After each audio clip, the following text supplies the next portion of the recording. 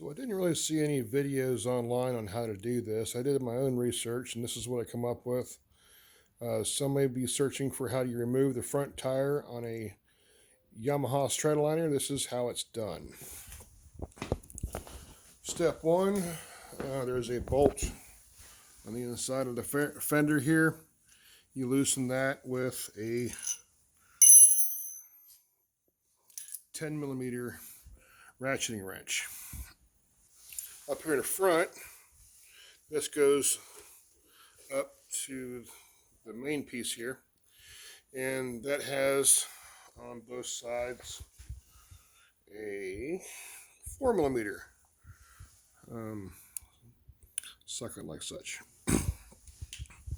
So there's a socket on this side, socket on the other side that holds this. There's a bar that goes to the middle of the front axle, which is this right here. So those bolts on both sides are what holds through the axle the side chrome pieces. Now you'll need to remove the calipers before you remove the axle. The calipers are held on by a 12mm wrench. Now, I highly recommend that you use a 12mm line wrench because the bolt sits behind the reflector. And if you use a standard wrench, it'll try to round off and you won't get enough torque on it. So use a 12mm line wrench to get your caliper off. Once your caliper is off, now the other one, you can take it off if you want, but I didn't feel a need to. You just need one to be able to slide it past.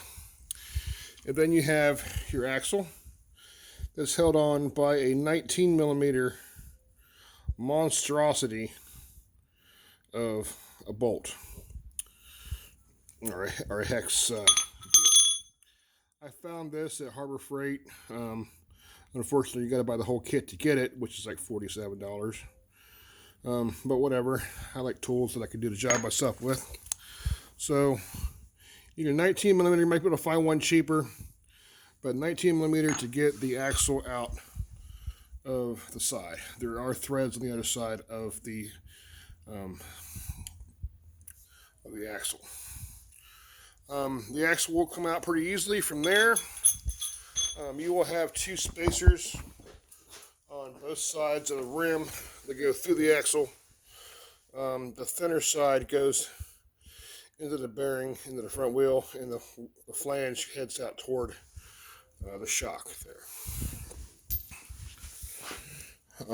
There is a bolt on front that clamps down the axle to the thing. You'll need to remove that, or at least loosen it.